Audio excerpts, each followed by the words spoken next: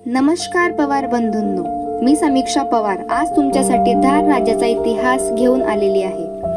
धार राज्याचा इतिहास फार जुना आहे। 1729 मध्ये मराठा सेनापती उदाजीराव पवार यांनी धार संस्थानाची स्थापना केली आणि तेव्हापासून हा किल्ला पवारांच्या आधिपत्याखाली आला, जो मराठा साम्राज्याच्या विस्तारात महत्त्वपूर्ण ठरला।